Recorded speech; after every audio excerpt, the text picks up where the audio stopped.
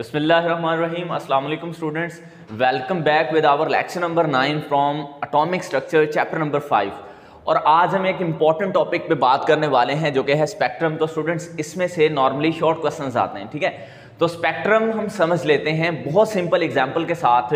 आपने देखा होगा जब बारिश के बाद सूरज की लाइट जो है वो ड्रॉपलेट से डिस्पर्स हो जाती है तो उससे एक बहुत खूबसूरत पैटर्न बनता है जिसको हम धनक यानी रेनबो कहते हैं। तो in very common words light का अपने कॉन्स्टिट्यूएंट कलर्स में स्प्लिट हो जाना जिससे एक हमें पैटर्न मिलता है, दिस इज कॉल्ड स्पेक्ट्रम। अब स्पेक्ट्रम की बहुत सारी टाइप्स हैं, ठीक है। उस पर आने से पहले हम स्पेक्ट्रम की डेफिनेशन और यहाँ पे इसको थोड़ा सा डायग्रामेटिकली समझ लेते हैं। तो स्पेक्ट्रम को हम यूं डिफाइन कर सकते हैं, the visual display, the visual जो नजर आता है, the visual display of dispersion of light when passes through prism। यानी किसी भी रोशनी का जो आम हमारे पास कॉमन लाइट है, सनलाइट, उसका डिस्पर्स हो जाना, उसका बिखर जाना जब उसको पास करवाया जाता है किसके थ्रू? प्रिज्म के थ्रू, ठीक है। जैसे मैंने अभी आपको बताया कि बारिश के बाद जो ड्रॉपलेट्स होते हैं वो भी एक प्रिज्म का काम करते हैं, क्योंकि वैसे हमें रेनबो नॉर्मली आम कंडीशंस में नजर नहीं आती, बारिश के बाद ही नजर आती है। The reason is behind because the droplets जो होते हैं वो एक प्रिज्म का काम कर रहे होते हैं, जिससे लाइट जब वो डिस्पर्स होकर अपने कलर्स में खूबसूरत सा पैटर्न देती है। तो देखें, सपोज करें हमारे पास यहाँ पे प्रिज्म पड़ा हुआ है, ठीक है। प्रिज्म आपने अक्सर देखा होगा, लेबॉर्ट्री में आम चीज़ है, ग्लास का बना होता है ये। तो यहाँ से अगर वाइट लाइट आती है यानी सन की लाइट, सूरज की रोशनी, वो यहाँ पे आके टकराती है तो ये लाइट अपने कलर्स में डिस्पर्स हो जाएगी। स्टूडेंट्स याद रखना, रोशनी जो है ना, सनलाइट, ये 7 कलर से मिलके बनी होती है, 1 2 3 4 5 6 और ये 7। तो जिस कलर की वेवलेंथ सबसे ज्यादा होती है वो सबसे कम डिस्पर्स होता है और वो होता है रेड। आर से मैं लिख रहा हूं रेड, ठीक है।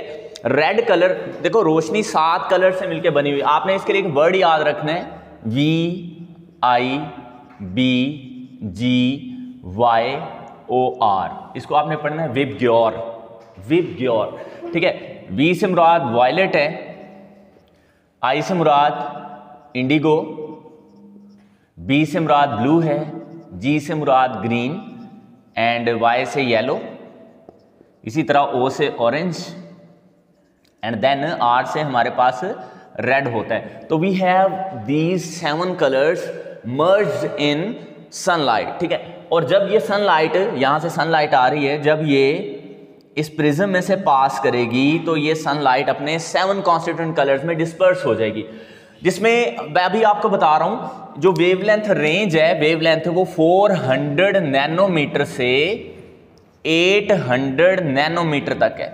ओके स्टूडेंट्स, तो इस तरफ वेवलेंथ बढ़ रही है। I repeat it again, violet colour की वेवलेंथ सबसे कम है 400 नैनोमीटर, जबकि रेड कलर की वेवलेंथ सबसे ज्यादा है और इस रीजन को हम कहते हैं विजिबल रीजन। अभी मैं रीजन्स पे भी आऊंगा। This is called visible region. इस रीजन में चीजें हमें नजर आती हैं, ये सारे कलर हमें नजर आते हैं। ओके स्टूडेंट्स, तो 400 नैनोमीटर वॉयलेट कलर की वेवलेंथ है और जिस कलर की वेवलेंथ जितनी कम होती है वो उतना ज्यादा डिस्पर्स होता है। इसका मतलब सबसे जो ज्यादा डिस्पर्स कलर हुआ है वो वॉयलेट है। ऑलराइट, फिर उसके बाद आप इंडिगो लिखेंगे यहाँ पे I, उसके बाद देखें ब्लू, देन हमारे पास ग्रीन, देन हमारे पास येलो एंड देन ऑरेंज और लास्ट पे हमारे पास रेड है। देखें यहां से लाइट आ रही है और रेड कलर तकरीबन सीधा जा रहा है, उसमें बैंडिंग बहुत कम है या डिस्पर्शन बहुत कम है, जबकि जो वॉयलेट कलर है उसमें बैंडिंग सबसे ज्यादा है, वो सबसे ज्यादा मुड़ रहा है। और उसकी वजह यह है क्योंकि जो हमारे पास वॉयलेट है उसकी वेवलेंथ कम है। तो जितनी किसी कलर की वेवलेंथ कम होती है वो उतना ज्यादा बैंड होगा जब वो प्रिज्म में से पास करेगा। Okay students, so in very common words the visual display of dispersion of light when passes through prism is known as a spectrum। तो यहाँ पे मैंने जो स्पेक्ट्रम की आपको एग्जांपल दी वो सनलाइट का स्पेक्ट्रम है, ठीक है। इसके अलावा भी और बहुत सारे एग्जांपल्स हैं। ये वर्ड आपने विबग्योर याद रखना है, वेवलेंथ रेंज 400 टू 800 नैनोमीटर याद रखनी है। और स्टूडेंट्स एक बात और यहाँ पे याद रखिएगा, जितने भी कलर्स हैं यहाँ पे लाइट के, उसमें सबसे ज्यादा जो विजिबल कलर होता है वो रेड होता है। विजिबल कलर सबसे ज्यादा रेड होता है, उसकी वजह इसकी वेवलेंथ सबसे ज्यादा होती है। दैट इज वाई अगर कोई हमारे पास कोई प्रॉब्लम हो, डेंजर हो, तो हम रेड कलर से उसको शो कर रहे होते हैं ताकि वो दूर से नजर आ जाए। ओके, तो इसके एग्जाम्पल्स पे आ जाते हैं। जो हमारे पास एग्जाम्पल्स हैं स्पेक्ट्रम की, उसमें रेनबो आ जाती है। Rainbow is the best example. इसी तरह हमारे पास ये सनलाइट जब पास होता है प्रिज्म से, तो सनलाइट स्पेक्ट्रम भी आप लिख सकते हो। बेसिकली रेनबो भी सनलाइट स्पेक्ट्रम ही है, ठीक है। इसी तरह हमारे पास और भी बहुत सारी एग्जाम्पल्स हैं, जैसे स्पेक्ट्रम ऑफ हाइड्रोजन है, spectrum of hydrogen. So these are the examples of spectrum. अभी और भी एग्जाम्पल्स में मैं आऊंगा। तो स्टूडेंट्स अभी मैंने आपको स्पेक्ट्रम की डेफिनेशन और इसको थोड़ा सा इलेबोरेट करके दिखाया। अब हम आते हैं, देखो यहाँ पे मैंने क्या लिखा है, विजिबल रीजन, वो रीजन जिसमें चीजें हमें नजर आती हैं। देखो हर रीजन में हमें चीजें नजर नहीं आती, ठीक है। ह्यूमन आईज जो है उसको हर रीजन में नजर नहीं आता, सिर्फ एक ही रीजन है जिसको हम विजिबल रीजन कहते हैं, उसमें हमें चीजें नजर आती हैं। तो लाइट जो है यानी कि रोशनी, ये इलेक्ट्रोमैग्नेटिक रेडिएशन है। I repeat it again, light यानी कि रोशनी इलेक्ट्रोमैग्नेटिक रेडिएशन है। तो रेडिएशन के हमारे पास 7 तरह के रीजन्स हैं, 8 भी कह सकते हैं, लेकिन नॉर्मली हम 7 लेते हैं। तो उसमें सबसे पहला जो रीजन है, यहां पे मैं रीजन बना लेता हूं, ठीक है। उसमें सबसे पहला रीजन है हमारे पास radio waves. Radio waves students, जो हमें मोबाइल पे सिग्नल्स आते हैं, या वैसे रेडियो सिग्नल्स आते हैं, या टेलीविजन के जो सिग्नल्स आते हैं, वो इन्हीं रेज के थ्रू आते हैं। और मैं आपको एक और बात बता दूं, इस तरफ वेवलेंथ बढ़ रही है। We talk about in wavelength term, wavelength को मैं प्रीवियस लेक्चर में डिफाइन कर चुका हूं। तो रेडियो वेव्स की वेवलेंथ सबसे ज्यादा होती है, मैक्सिमम होती है, ठीक है। और जब हम इस तरफ मूव करेंगे तो हमारे पास फ्रीक्वेंसी बढ़ेगी, इस तरफ फ्रीक्वेंसी यानी कि न्यू इंक्रीज करेगी। ऑलराइट, अगर हम इस तरफ जा रहे हैं रीजन्स में, तो हमें फ्रीक्वेंसी में इजाफा नजर आएगा, जबकि इस तरफ हमें वेवलेंथ में इजाफा नजर आएगा। तो सबसे ज्यादा वेवलेंथ जो होती है वो रेडियो वेव्स की होती है। देन हम आते हैं नेक्स्ट माइक्रोवेव्स पे। माइक्रोवेव्स, ये माइक्रोवेव ओवन वगैरह या इस तरह की जो चीजें होती हैं उनमें ये वेव्स यूज होती हैं, ये भी हमें नजर नहीं आती, ठीक है। इसके बाद रीजन होता है इंफ्रारेड रीजन। इंफ्रारेड, IR इसको बोलते हैं, इंफ्रारेड रीजन। इसमें भी 3 टाइप्स हैं, ये मिड होता है, फार होता है और नियर होता है। बहरहाल इंफ्रारेड रीजन मैं आपको थोड़ा सा बता दूं, जितनी भी मोबाइल कंट्रोल डिवाइसेस हैं, यानी जिसको हम कंट्रोल कर रहे थे रिमोट से, रिमोट कंट्रोल डिवाइसेस, उनमें जो रेडिएशंस यूज होती हैं वो इंफ्रारेड होती हैं, और ये भी हमें नेकेड आई से नजर नहीं आती, ओके। और अगर इसको आपने ऑब्जर्व करना हो तो आप टेलीविजन का रिमोट लेके उसको कैमरे के सामने उसका बटन प्रेस करके देखिएगा, ये कैमरे में नजर आ जाता है, लेकिन हमें आम नेकेड आई से नजर नहीं आता। देन हमारे पास आता है विजिबल रीजन। यहां पे विजिबल रीजन, VR मैं इसको लिख रहा हूं, V से मुराद विजिबल है और R से मुराद रीजन है। इस रीजन में हमें चीजें नजर आती हैं। ये जो मैंने सारा आपको बताया ना, ये 7 तरह के कलर्स हैं, विबग्योर वर्ड, ये सारा इस रीजन में होता है, विजिबल रीजन में, ऑलराइट। और इस तरफ अभी जो हम विजिबल रीजन की तरफ जा रहे हैं, वेवलेंथ हो रही है कम और फ्रीक्वेंसी बढ़ती जा रही है। देन हमारे पास UV रीजन होता है, जिसको हम अल्ट्रा वायलेट रीजन कहते हैं। स्टूडेंट्स, ये रीजन में भी हमें चीज़ें नज़र नहीं आती, और ये आपको पता है क्या है, मुख्तलिफ तरह की रेडिएशन जो सूरज से आती हैं उसमें विजिबल भी होती हैं और अल्ट्रा वायलेट भी होती हैं। तो अल्ट्रा वायलेट को फिल्टर करने के लिए ओजोन लेयर होती है, तो कुछ रेज ज़मीन पर पहुंच भी जाती हैं, तो ये फ्रीक्वेंसी में ज़्यादा होती हैं, वेवलेंथ में कम होती हैं विजिबल रीजन की निस्बत। देन हमारे पास होती हैं एक्सरेज। एक्सरेज, ये जो हम एक्सरे वगैरह करवाते हैं जिसमें हड्डियों के स्केच, बोन्स के स्केच बन जाते हैं, ये उस रीजन की हम बात करें, ठीक है। इस रीजन की फ्रीक्वेंसी बहुत ज़्यादा है और वेवलेंथ बहुत थोड़ी है, क्योंकि अभी मैंने बताया जब हम इस तरह मूव करें तो फ्रीक्वेंसी बढ़ रही है, ओके। और देन हमारे पास आ जाता है यहाँ पे गैमा रीजन। गैमा रीजन में फ्रीक्वेंसी जो है वो बहुत ही ज़्यादा हो जाती है, ओके, और वेवलेंथ बहुत ही थोड़ी हो जाती है, क्लियर। तो ये बाकी इनकी जो वेवलेंथ रेंज है या इनकी जो फ्रीक्वेंसी रेंज है वो आपकी बुक में लिखी हुई है, उसकी डिटेल में इतना जाने की हमें फिलहाल ज़रूरत नहीं है। आपने ये रीजन साथ याद रखने हैं। सबसे पहले रीजन होता है रेडियो वेव्स, इसकी फ्रीक्वेंसी सबसे कम, वेवलेंथ सबसे ज़्यादा, फिर microwave, infrared, visible, ultraviolet, X rays और गैमा रीजन्स। ये 7 रीजन्स के स्टूडेंट्स आपने नाम याद करने। अभी हम आते हैं स्पेक्ट्रम की टाइप्स पे, ठीक है। So we are going towards types of spectrum, types of spectrum. तो स्पेक्ट्रम की ना 2 टाइप्स हैं, स्पेक्ट्रम इज ऑफ 2 टाइप्स, ठीक है। तो सबसे पहले हमारे पास होती है कंटिन्यूअस स्पेक्ट्रम, कंटिन्यूअस स्पेक्ट्रम। इसकी इनकी डेफिनेशन स्टूडेंट्स आपने बुक से याद कर लेनी है, मैं आपको बता देता हूँ, हिंट दे देता हूँ। देखो इसमें जो हमारे पास स्पेक्ट्रम है ना, उसके अंदर जो कलर्स होते हैं या जो लाइंस होती हैं वो मर्ज होती हैं और उनको सेपरेट करने के लिए कोई खास बाउंड्री नहीं होती। There is no specific boundary to isolate the lines और कलर्स, ठीक है। सो हम कह सकते हैं इसमें कलर्स जो होते हैं वो मर्ज्ड होते हैं, कलर्स आर मर्ज्ड, ठीक है। और इनमें no specific boundary to mark the colours. देखें स्टूडेंट्स, हम कहते हैं जो रेनबो है उसमें 7 तरह के कलर्स होते हैं, लेकिन एक्चुअल में हम 7 वो कलर गिन नहीं सकते, या हम ये नहीं कह सकते कि कौन सा कलर किस हद तक है, मतलब उनकी हद नहीं बता सकते, क्योंकि वो सारे कलर आपस में मिक्स हुए होते हैं। और इस तरह के स्पेक्ट्रम को हम क्या बोलते हैं स्टूडेंट्स? कंटिन्यूअस स्पेक्ट्रम बोलते हैं। इसकी एग्जांपल आ जाएंगी, इसकी एग्जांपल हमारे पास सबसे बेस्ट है रेनबो। तो रेनबो एक ऐसा स्पेक्ट्रम है जिसमें आप कलर्स को अलग अलग करके नहीं बता सकते, कि आप कहें कि सपोज करो ये हमारे पास धनक है, इस तरह ऐसे नज़र आ रही है हमें, जिसमें मुख्तलिफ तरह के कलर्स मर्ज हुए होते हैं, ठीक है। तो हम ये नहीं बता सकते इस तरह के स्पेक्ट्रम के अंदर कि रेड कलर की बाउंड्री किस हद तक है, रेड कलर या ब्लू कलर की बाउंड्री किस हद तक है। हम बाउंड्री को स्पेसिफिकली डिफाइन नहीं कर सकते, ये सारे कलर आपस में मर्ज हुए होते हैं। इस तरह के स्पेक्ट्रम को हम क्या बोलते हैं? कंटिन्यूअस स्पेक्ट्रम बोलते हैं। And the second type of spectrum is known as atomic spectrum और लाइन स्पेक्ट्रम। एटॉमिक स्पेक्ट्रम और लाइन स्पेक्ट्रम, इसके 2 नाम हैं। एटॉमिक स्पेक्ट्रम भी इसको कहते हैं या फिर इसको लाइन स्पेक्ट्रम कहते हैं। और स्टूडेंट्स याद रखना, एक तो ये नॉर्मली एलिमेंट की प्रॉपर्टी है, एलिमेंट चाहे सॉलिड स्टेट में है या गैसेस स्टेट में है या आयोनाइज फॉर्म में है, एलिमेंट की प्रॉपर्टी है। Sometimes it is also the property of compounds, ठीक है। कंपाउंड्स की भी होती है property, compounds as well show such type of spectrum, just like functional group होते हैं हमारे पास, एल्डिहाइड कीटोन्स वगैरह, ठीक है, कार्बोनाइल ग्रुप्स वगैरह, वो उसकी डिटेल आपकी बुक में यहाँ पे मौजूद नहीं है, ठीक है। तो ये वाला जो स्पेक्ट्रम है, यहाँ पे हमने लिखा कलर्स आर मर्ज्ड, इसमें कलर मर्ज नहीं होते, इसमें लाइंस होती हैं जो जिनको हम सेपरेट कर सकते हैं, जिन लाइंस को हम सेपरेट करके देख सकते हैं। तो यहाँ पे स्पेसिफिक बाउंड्री होती है, स्पेसिफिक बाउंड्री, जिससे हम अलग अलग जो कलर्स हैं उनको देख सकते हैं। तो ये स्पेक्ट्रम कुछ इस तरह का होता है, मतलब ये यहाँ पे मैं बना के दिखा देता हूँ, इस तरह का, ठीक है। तो इसमें वाजे हमें लाइंस नजर आती हैं, that is why this is also known as line spectrum.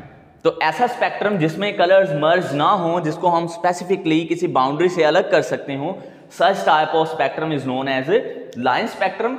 और जिसमें कलर्स आपस में मर्ज होते हैं, जैसे कि रेनबो है हमारे पास, तो इस तरह के स्पेक्ट्रम को हम क्या बोलते हैं? Continuous spectrum.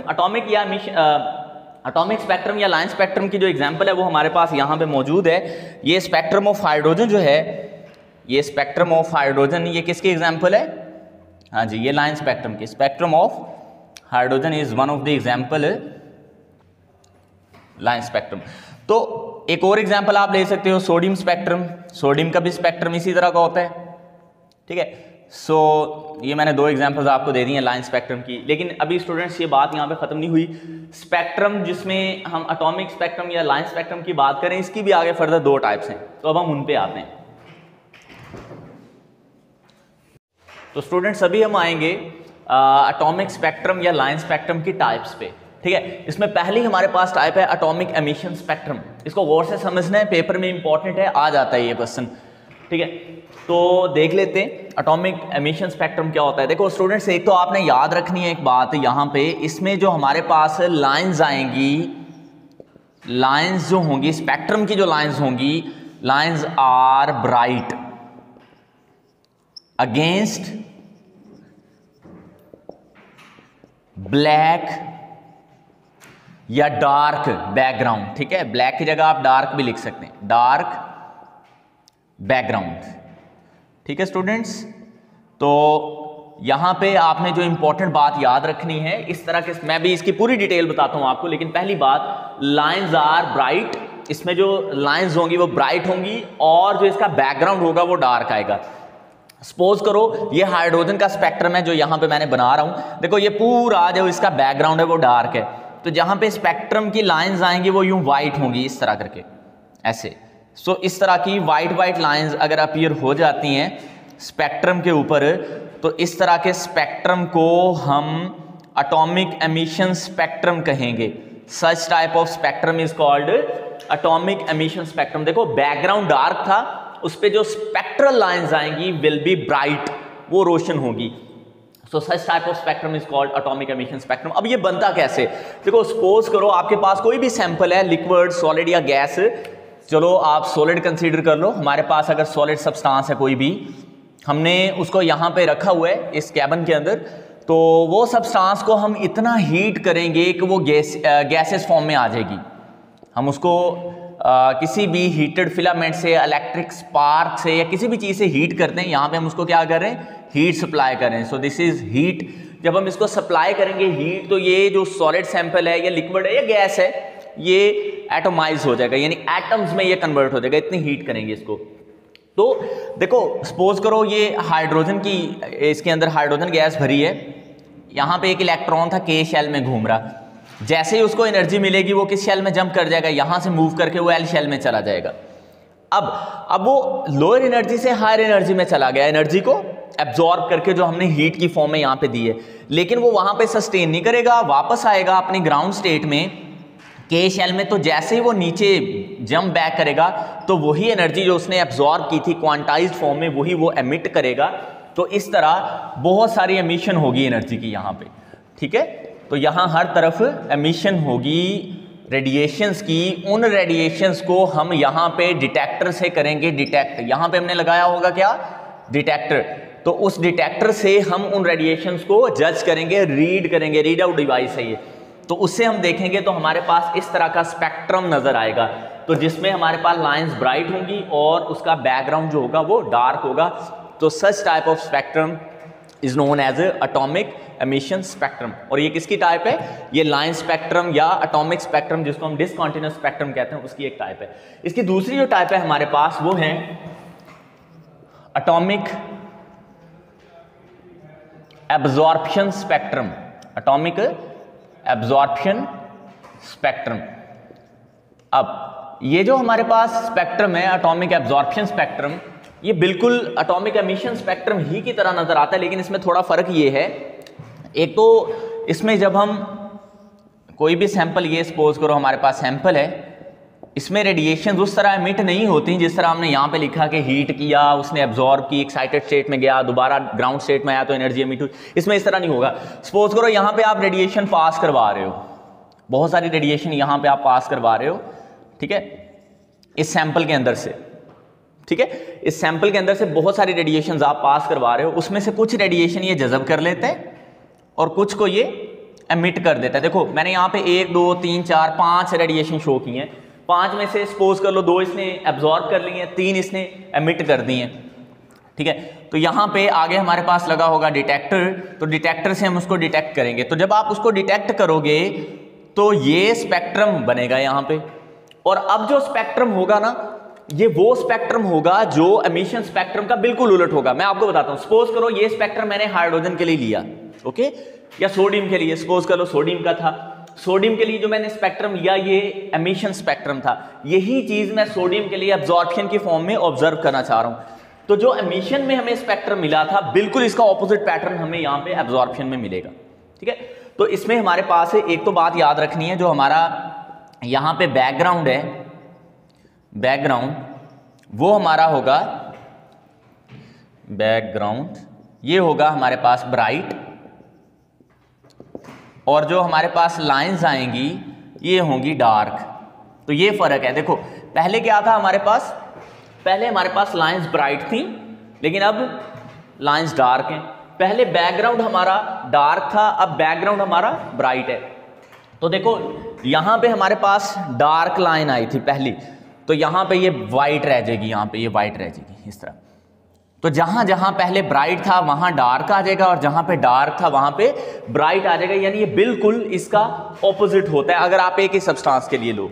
तो इस तरह से ये हमारे पास था एटॉमिक एब्जॉर्प्शन स्पेक्ट्रम, जिसमें सम रेडिएशन जो है वो हमारी सब्सटेंस एब्जॉर्ब कर लेती है, कुछ को एमिट कर देती है। डिटेक्टर से जब हम डिटेक्ट करते हैं तो इस तरह का हमें पैटर्न नजर आता है। तो इस लेक्चर में स्टूडेंट्स हमने सीखा स्पेक्ट्रम क्या है, ठीक है, स्पेक्ट्रम की दो टाइप्स, कॉन्टिन्यूस और डिसकॉन्टिन्यूस, यानी लाइन स्पेक्ट्रम क्या होते हैं, और फिर आगे एटॉमिक स्पेक्ट्रम या लाइन स्पेक्ट्रम की फर्दर कितनी टाइप्स हैं, उसमें हमने एटॉमिक एमिशन स्पेक्ट्रम और एटॉमिक एब्जॉर्प्शन स्पेक्ट्रम को सीखा, और इसमें हमने रीजन ऑफ स्पेक्ट्रल लाइन सीखे, या आप ऐसे समझ लो रीजन्स ऑफ रेडिएशन सीखे, जिसमें हमने पहला रीजन देखा था रेडियो वेव्स, दूसरा हमारे पास था माइक्रोवेव्स, तीसरा था इंफ्रारेड, चौथा था visible region, then ultraviolet, then X rays and then gamma rays reason.